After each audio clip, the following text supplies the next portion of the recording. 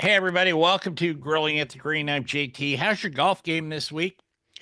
I can tell you how mine is, but I can't swear on the air. So, anyway, we've got a great guest today, Matt Davis from Putter Cup. I met Matt at the Portland Golf Show. I didn't get a chance to put him on the show then because we had a lot of guests lined up by the time I met him. But I promised him I would put him on the show, and I try to keep my promises.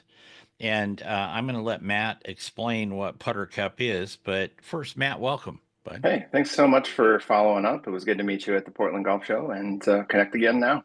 Yeah, it's all good. Putter Cup is an interesting item. And I know you've got one there in front of you, but Hmm. mine's actually behind me. I brought it in. Um,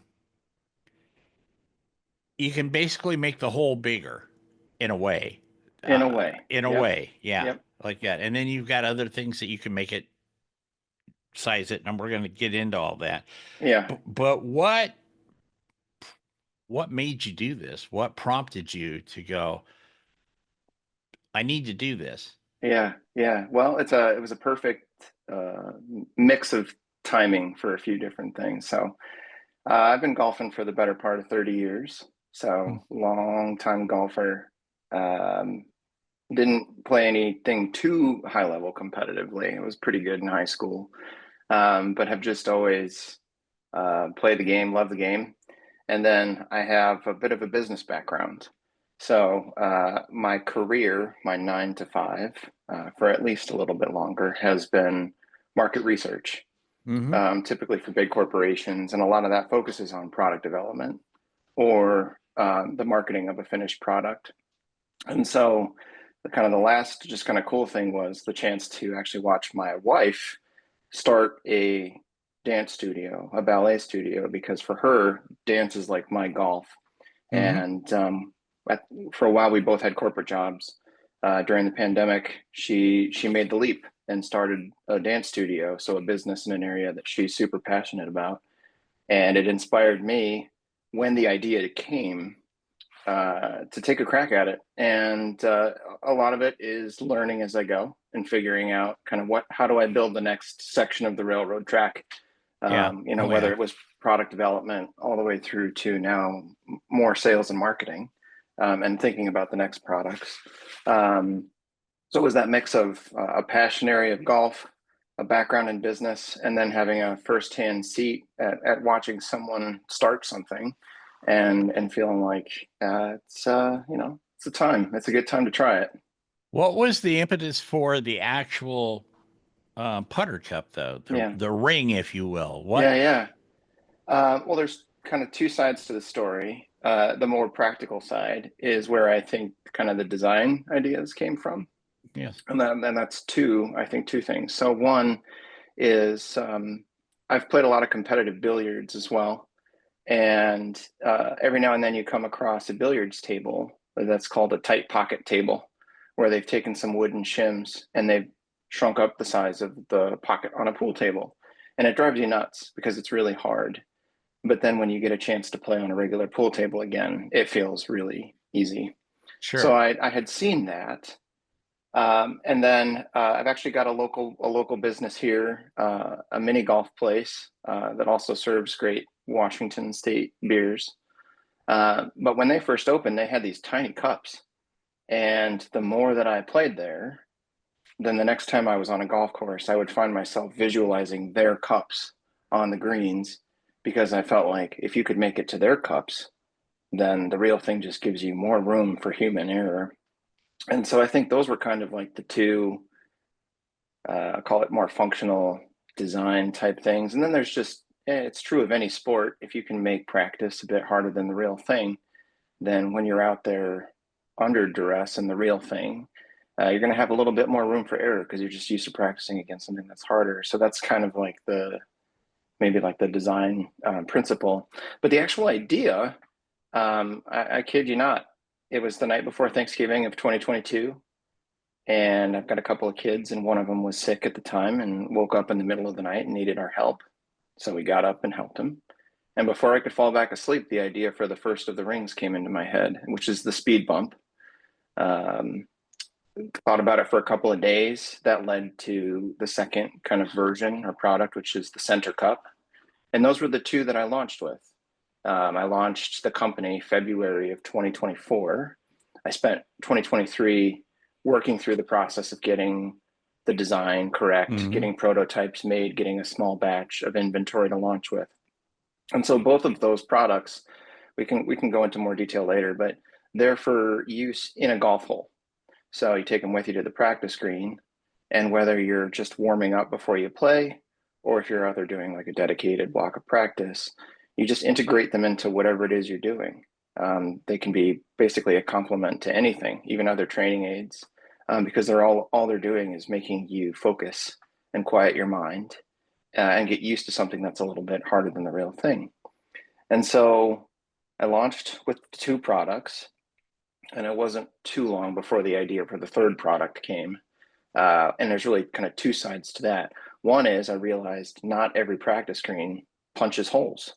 Some of them just take a stick or a post and put it in the ground, Right. which makes it pretty hard to use the first two that I launched. And so that was where the third product, which is called the To Go Cup, came, so that you have something to throw down and put them into if you want. Or it just works great by itself, indoors or outdoors. So you have these three rings now. They can serve a great purpose individually, or you can kind of use the To-Go Cup as a portable golf hole base if you want, and that you can plug the other two into if you want, if that's the situation you're in. Well, I think it's better than using a solo cup or a glass or something at the end of the hallway to practice with. It's more realistic in that fashion. And we've all done that. That's, like, yeah, but I think more importantly, what you talked about earlier was the beer at the mini putt course. That's always very important. Hey, I'm always happy to plug those guys. It's called Flat Stick Pub, There you go. and they only serve independently owned Washington State breweries, so it's all local. Yeah, there you go. See, It's a that cool works spot. works out pretty good. Um, and you're right. I'm fortunate. I have a putting green in my backyard. Took me years to get it put together, but I envy you. That's a goal. That's a goal. it's just a long rectangle. And I use a birdie ball putting green surface, but it's worked out great like that. But I've also known that when I take the larger ring and put it around one of the holes in the birdie ball, it does make me focus a little more on stuff. Yeah, I don't know if it's the yellow part of the ring or it's the ring itself. I don't know. Um, I'm not into neurological sciences, but I can tell you that it's helpful. yeah. There's kind of two sides to it, and I think it's kind of why they came into existence in the order that they did. So, I've got golf buddies, and I'll change one person's name to protect the innocent. Sure. So we'll just call him Pablo.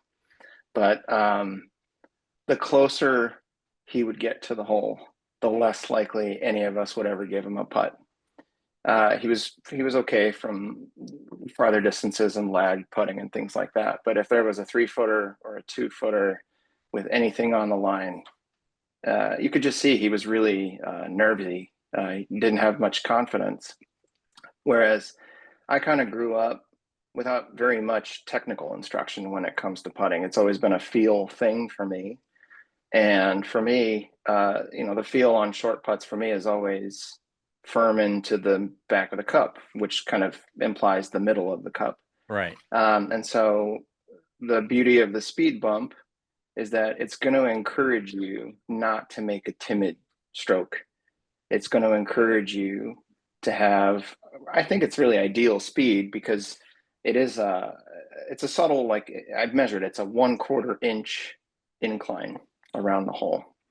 And it doesn't take too long before you can hit it too hard and also pop it over the hole as well.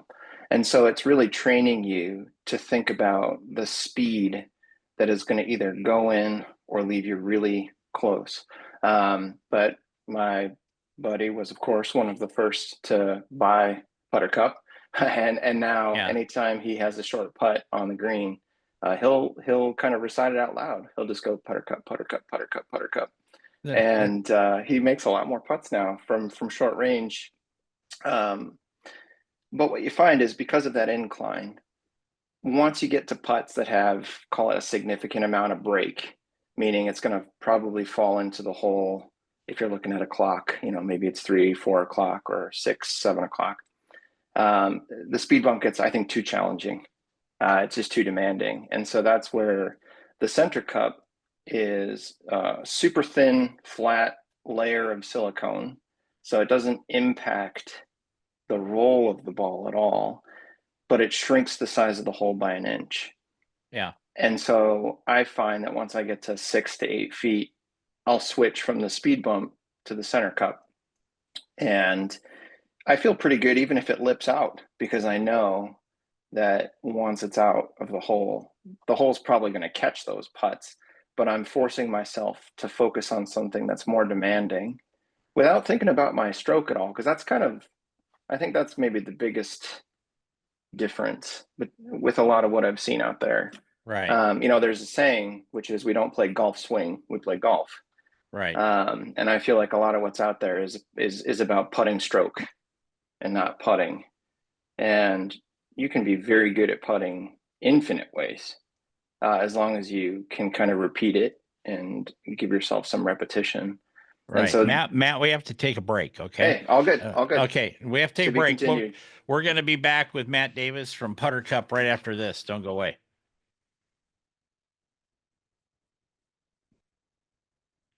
Welcome back to Grilling at the Green. We're talking with Matt Davis today from Putter Cup. You heard me mention this earlier. I want to thank the folks, John Breaker and his crew over at Birdie Ball. If you need a practice putting green, I have one. Check out birdieball.com. There's lots of choices. They can custom make them, cut them for you, hole designs, whatever you want, and grab a dozen birdie balls to help you with your practice routine. And I don't know if it's happened just yet, but if you order a putty green from them, you're going to get a surprise in the box. That's all I'm going to say. But it's a good surprise. Anyway, we're talking with Matt Davis from Putter Cup here. Matt, real quickly, this is a part of the show where we ask people for travel tips for golfers. Okay. Um, and, we've gotten all kinds of tips, from packing 2 pairs of underwear to, taking your club heads off, or especially, your driver and whatever, and stowing it away, all kinds of things.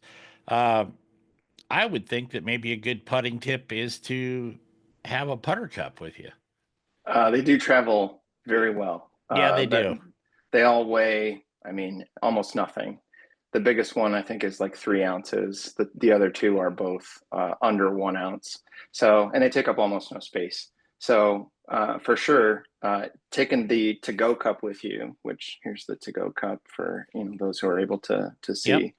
Right, you can throw this down literally anywhere you want to practice, and it gives you true deliberate practice. I think you were saying it's a little bit harder. It's a little bit more like the real thing, than throwing down a coffee cup or something like that. But they do Right. travel. They do travel really well, whether it's on vacation to a destination or if it's just a crowded practice green and you need a hole to putt to. As for traveling, I've played a fair amount of golf in Arizona. I'm a U of A Wildcat, so I play a lot of golf in Tucson, and I've made a few trips to the Phoenix area as well. I have a club glove golf bag that I've had for a long time, but it's great because it has a couple pretty generous shoe pockets on the sides, and I usually only travel with one pair of golf shoes. And so it almost kind of gives you an extra suitcase. You Yeah. can just, I actually will kind of, as my clothes get dirty, that's where I'll throw the dirty clothes. Yeah. Yeah, I love that Absolutely. golf bag. Absolutely. We want to thank the folks at Weston Kia over in Gresham, Oregon, the #1 Kia dealer in the state of Oregon, especially in the Portland metro area. Weston Kia, Jan and Jay over there, they do things the Weston way. You made me think of something here, when we were talking about hitting it into solo cups or coffee cups or whatever, is that really practice? Or are you just doing it to, you can say, well, I'm working on my stroke or whatever. Yeah. And that part of Yeah. that's true. Yeah. But I think a lot of people, when they do that, they're not really practicing. They're kind of doing it to get warmed up, or maybe they're dreaming about being on the golf course on a beautiful sunny day like it is today where I live. They're Yeah. thinking of that. So Yeah. um, I think that's a valid question. If you're doing that, if you took the putter cup rings with you, you would be literally practicing, because Yeah. it's a target flush with the ground, all that type of thing, and you could work on it. Hmm. So I wanted to get your thoughts on that. Yeah. I mean, assuming you can read a putt, and so the direction you want to hit it in and at what speed, then it's all about, can you combine the line and the speed to give yourself a chance for the putt to go in. I think putting into a coffee mug is probably fine for Sure. figuring out, are you able to put it on the line that you want to? Um, but whether it's a coffee cup or honestly some of the other stuff that's out there, speed control is really important too. And knowing that you're leaving yourself a tap in if it doesn't go in. And so I think that's really the benefit. It's what I would call deliberate practice, Mm-hmm. because you get that kind of true feedback of whether or not it went into the hole. Um, yeah, I think that's probably what I would say the difference is. You're getting some speed control in the mix as well. Yeah. No, I think that's valid. I do. I think that's valid. Um, where do you see Putter Cup? You've got practical thoughts and practical visions, and then you've Mm-hmm. got the ultimate. Boy, I'd like to see it do this Mm-hmm. down the road. Kind of give us got a couple minutes left here. What's your vision for Putter Yeah. Cup? Well, I mean, at the highest level, I'd love to see every golfer carrying these, because there's not one golfer type that they're suited for. They're suited for everybody. We have everyone from juniors and beginners who are just learning the basics of putting, and this is helping to reinforce that, all the way through to tour pros who are using these to add challenge to whatever it is they already do, so that the real thing feels easier. And so, whether it's through retailers, like right now, you can find them at Golf Galaxy, Dick's Sporting Goods. Pretty soon, you're going to see them at PGA Superstore as well, or straight from the website. We're at puttercupgolf.com. Um, Really, there's no one for whom these are not going to help. Really, they're for any skill level, any age. And so I'd love to just, you see a buddy using them and you say, hey, what's that? And it's really intuitive and you want to pick up a set for yourself. And so I hope to get these to as many people as I can. Oh, sure. No, and I think that's good. And I think you put it in layman's terms. I think you stand a good chance to do that because they're not too expensive. Like you say, they're light to travel with.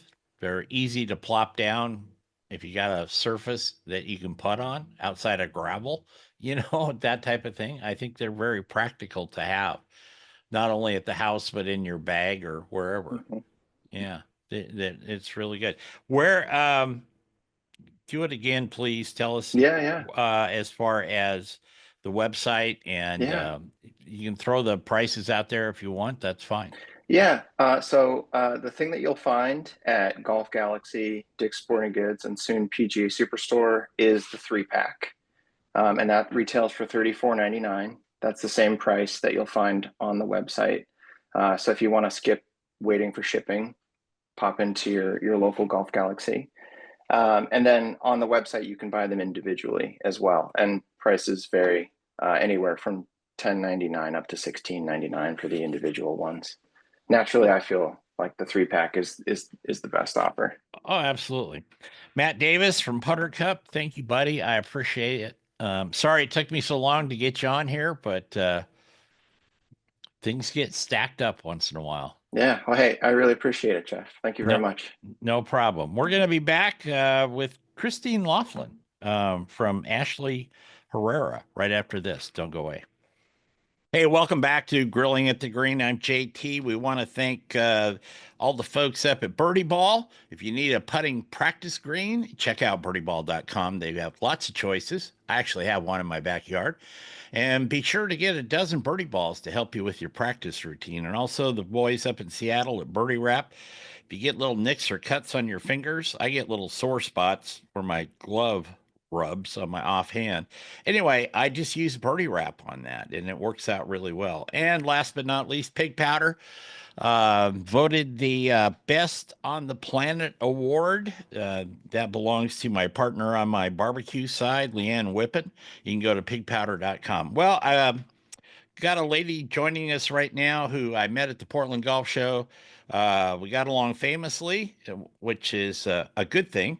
And it's Christine Lofland from Ashley Herrera. And if you don't know about Ashley Herrera, I'll give you the snippet about it, and then Christine can tell you more about it here. It's a really nice high end clothing line for lady golfers, and I was impressed with their design. So, Christine, welcome back.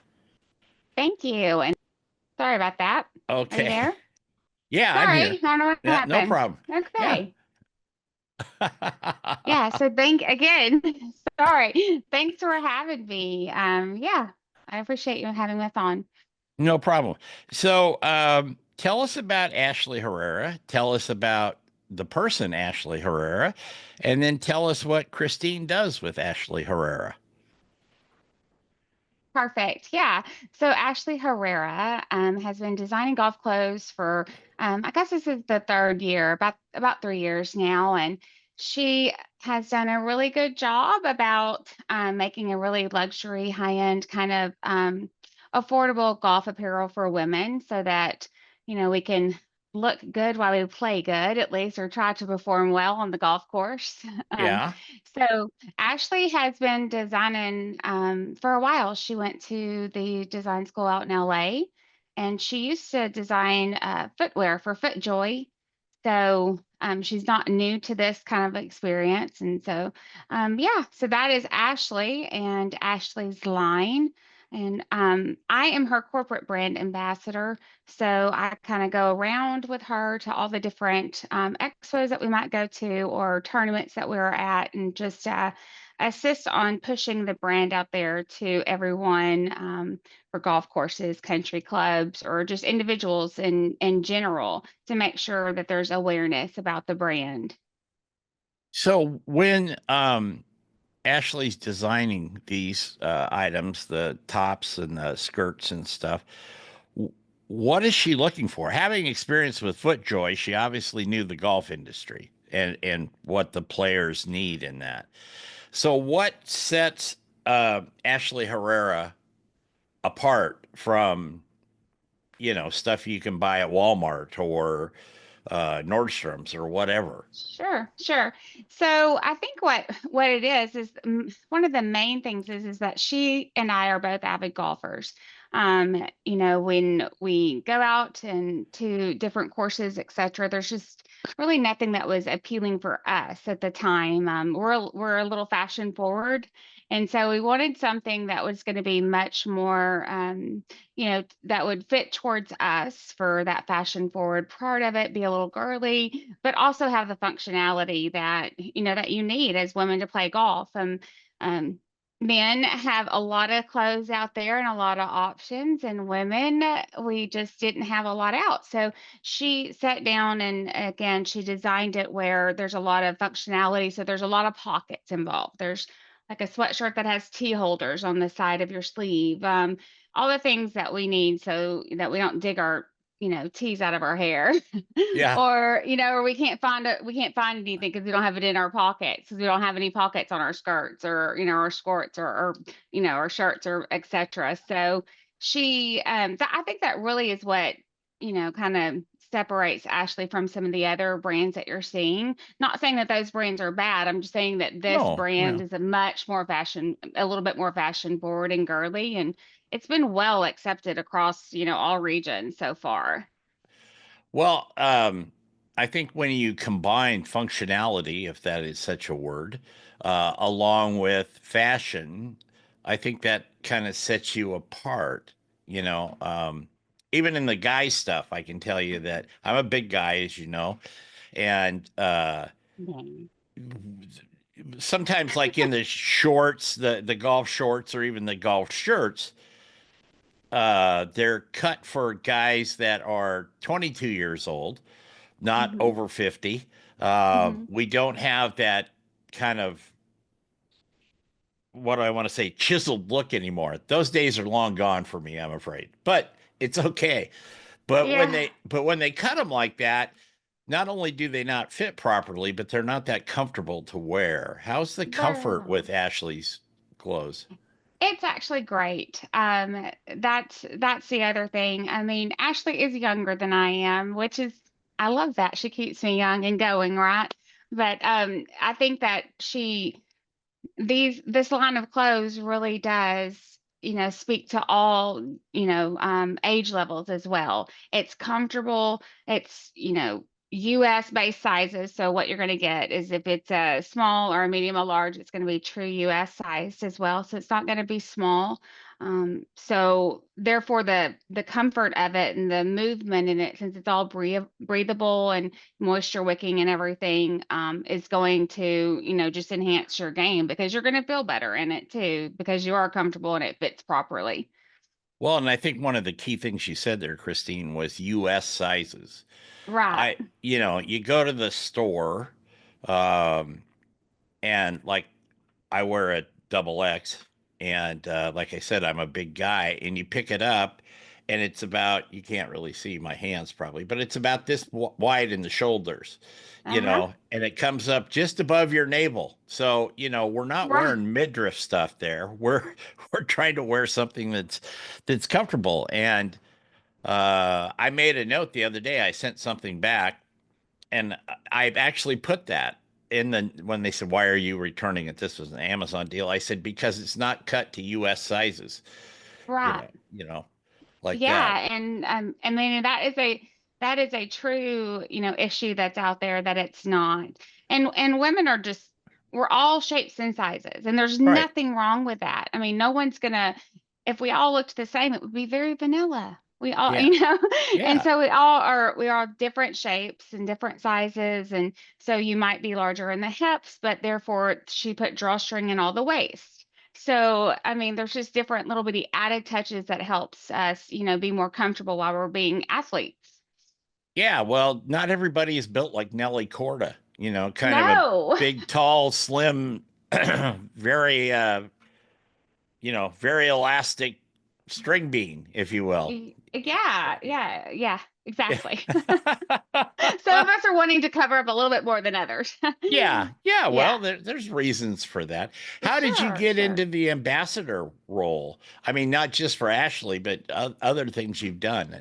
We got a couple minutes here before we go to break. How'd you decide you wanted to do that? Well, Ashley is my best friend, and so it was a very easy transition for me. I have with my other jobs. I mean, I'm in marketing. I've done that for years and years and years. So, it was kind of an easy transition to kind of get on board and help her grow her brand as well. So, I mean, again, I was blessed enough that she even asked me to do it, and we're just having the best time doing that actually together, and it's a great experience. So yeah, that's how I got into it. Every time I talk to you, you're either in an airplane or at a golf course. So, Yeah, we just got back from we were in Sparks, Nevada for the first LPGA amateur tournament that was out for the LPGA amateur. So we were there and yeah, so we got to experience that and meet all those beautiful ladies who there was like 250 ladies there. So um a lot of people bought the clothes even to wear for their teams as a team event. So I mean, yeah, we're hustling and bustling and we'll be like I think 5 or 6 more places throughout the summer. so we got a bit of time before we go to break. Christine, how's your golf game? You know, it's getting there. I'm excited. It let me tell you, it when I played in Sparks, it was kind of challenging for me. I had hip surgery it's like 2 years ago now, and so I'm working through that mobility and changing that swing to accommodate. And so it was very interesting, but I think I honed it in. The- so well, so the that's air's thinner good. up there. Yeah, the air's thinner. The It ball goes further. Yeah, I did. I made a super good drive, so I was excited about that, and I kind of got my chipping game back into play. So it was good, and it's only going to get better the more I get to play. Excellent. We're talking Yeah, with Christine Lofland from Ashley Herrera. We're going to take a break, and Christine and I will be back. She's not going anywhere, and no, we'll be back in just a minute. Stay with us. Welcome back to Grilling at the Green. I'm JT. We've got Christine Laughlin with us today from Ashley Herrera. By the way, if you don't know this, and I don't know how you wouldn't, but besides a handful of radio stations and all the podcast platforms that we're on here with Grilling at the Green, we're also a big part of the Golf News Network, which is a 24/7 golf channel on iHeart. And so you can just go to golfnewsnet.com or you can look it up on your iHeart app, and we are right there. This show airs twice a week, Fridays and Sundays. So, and we've got some other great shows on there. My buddy Chris Mascaro on Next on the Tee, his show is on there. There's a whole list of them. So check us out on Golf Newsnet on iHeart. Like I said, we're talking with Christine Laughlin today from Ashley Herrera.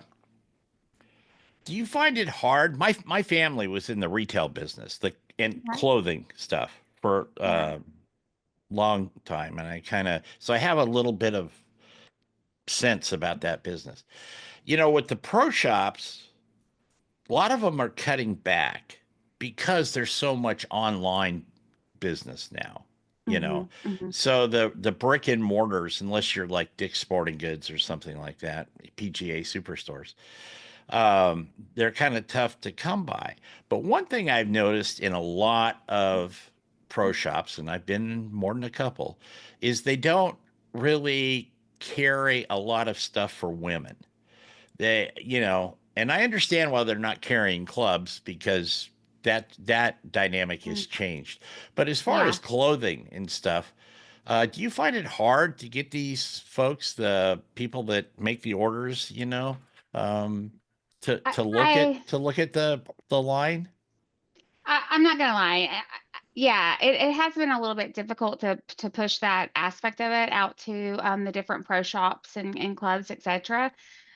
Because they're just nervous as well. They don't want to take on a whole bunch of product that they're not going to be able to move and get off their floor, right? They're just going to sit on it. So, um, I think that unfortunately it's been kind of long standing that they would have to make high, meet high minimums to be able to bring in some good, women's golf clothing. Right. So that's just been the norm, that they didn't really order a lot because it didn't move.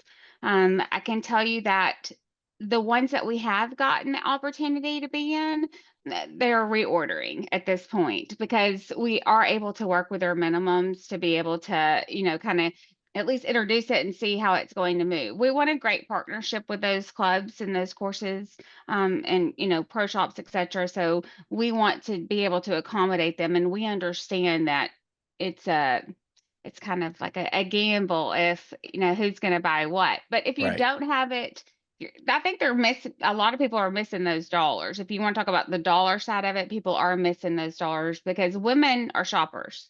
Yep. We like to shop. Yep. And so, and we want to go into a pro shop or play at a course and find something that's, cute and something that's good price that we can afford and that we want to buy and that it's going to be useful and last you. So, yeah, it is difficult though. Yeah. One of the things when I was involved with that business is uh, the salesman would come through like in the fall for the spring orders, and the spring they'd come through for the fall, winter stuff like that. But you could, like in our case, you could find some wonderful shirts and blouses, right? And you would say, Mm-hmm. okay, I'll do the heart sizes, and I'll do this, and I'll do this, and I'll do this. But then they wouldn't show up because the company felt that they didn't get enough orders for that particular SKU number. and so they didn't manufacture it, but I they would gotcha. they would never tell you. It just didn't show up, you know. And so there Yeah. there was always holes in the orders that way Hmm. because you could the standard stuff that had been in the line for 20 years with very little change, you could always count on that stuff coming in. But something that was a little unique, maybe, you would kind of stick it up front of the store and kind of get the wow factor going. And that was an issue we always had. Yeah, and that's really going to be an issue, unfortunately, now. Things have changed across the board when it comes to clothing, for manufacturing, et cetera. And so everyone's going to experience a little bit of gap in what they're going to be receiving. We have made even Ashley has made a really good decision to, she put the pre-orders out. She made it. She, really took the time um, to, to design the next line. And so whatever she orders, we're not going to sell anything that we don't have in stock. Right. So, I mean, that's just the way that she has operated her business. And I'm totally on board with that because we don't want gaps in those orders and let people down and of what they're expecting, because everyone has a budget of what they're working on and what they're preparing for that season, and we want to make sure that that is what's going to happen. So if there are any changes at all, everyone's going to know about that way prior to, so that they can find something else to fill that gap. I think that's kind of an unfair thing just to, not manufactured or not do that SKU number. But again, I mean, it's not fast fashion either. This is a much more luxury line, and so you're only going to have a few pieces coming out, that's Mhm. adding to it per season, because we want to keep it true to style of what it is, and that's luxury, not fast fashion. Absolutely. Christine Lofland from Ashley Herrera. Christine, where can they find the Ashley Herrera line online? Sure. Sure. Well, you can, if we are also sponsors and partners with the LPGA. So if you're a part of the LPGA, any of your chapters, then you can go on and you can find a discount code through the member store on that way. You can also follow us on Instagram at Ashley Herrera. We also online for ashleyherrera.com. So yeah, you can find us all over the different platforms, and we'd love to have you follow us and, reach out to us if you're interested. Excellent. Christine, thank you. Thank you. We got to get out of here because as usual, Okay. I'm way over time and David's going to yell at me. But it's been a That's pleasure okay. to see and talk to you again, Christine. And Same. we will be back next week with another edition, of course, of Grilling at the Green. Until then, go out, play some golf, have some fun, but most important, be kind.